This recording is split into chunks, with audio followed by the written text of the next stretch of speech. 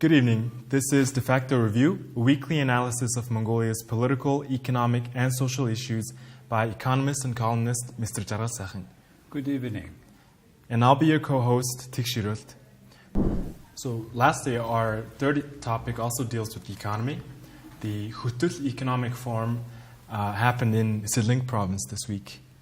And I understand that you attended this forum in person. What were your takeaways? What do you think that the forum was productive overall? Khutul is a 40 years old cement and lime plant made by Russians, run by the Mongolian government mostly. And it has all the required raw materials deposits just nearby, which makes the cost of the production lower. And it is in Sidling territory, but it is 30 kilometers to Darkhan. It's more close to Darkhan than Sidling center. And it's on the way from Ulaanbaatar to Erdenet. So basically, it's the center of the triangle connecting the last cities of Mongolia, most producing cities, including capital city. The plant was privatized in 2015 for only 1.2 billion MNT under the management privatization scheme. But later on, the government of Mongolia and other related offices found that this privatization was illegal. The money was used for, also state money was involved, etc. So this is a separate issue which is at the court now. But what happened was 2022 in March, the state changed the management. Now it's completely state-owned enterprises. What happened just during 5 short months? What happened? The company had 120 billion MNT loss. Now after 5 months, it turned into 13.5 billion MNT profit. It had 10 billion MNT to the social insurance. And the workers could not have any loan because as they have not been paying for quite some time the social insurance. They have paid this during this 5 months, the social insurance debt. Third, salary of some 800 plus workers went twice higher. And now it's at 2.5 million MNT on the average, way higher than the state average salary. And they have produced 400K tons of cement for last, say, a year,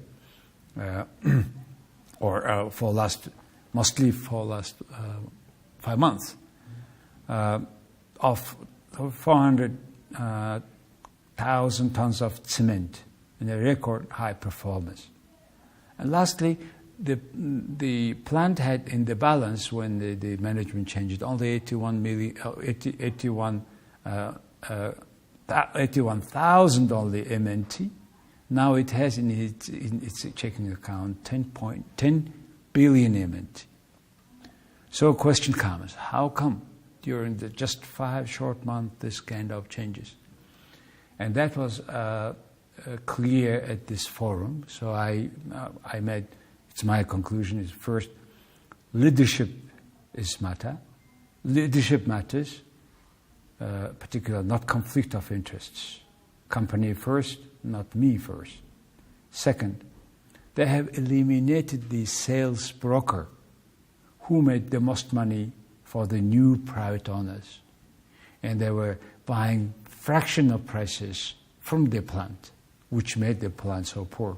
The third, the new management had changed the incentive system for workers, which boosted productivity. And now the local administration is supporting much as taxes kept by them keep increasing. So at this forum, not only they discussed the current situation, but also about their future. And I saw a very clear vision of the development of the plant. It was a long-term and mid-term plant vision was introduced. And they're going to introduce an innovative technology that cuts the white dusts, which create a lot of social problems there.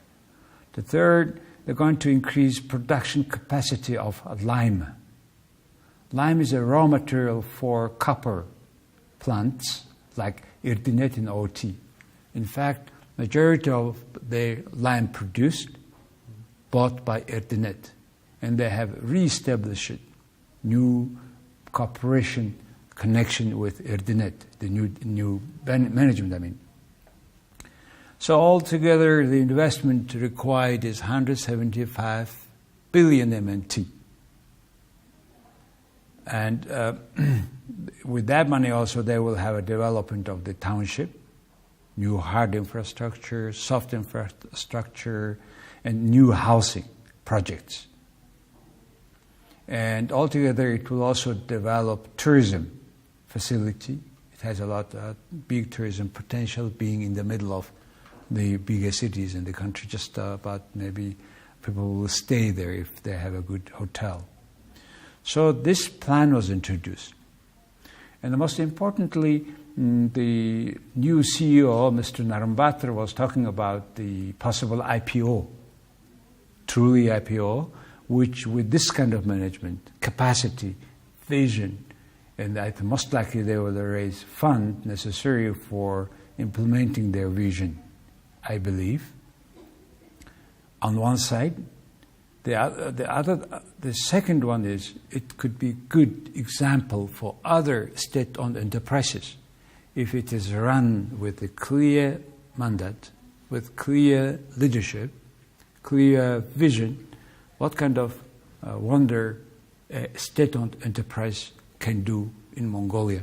So it's very important to have this Khutul plant succeeding with their plan.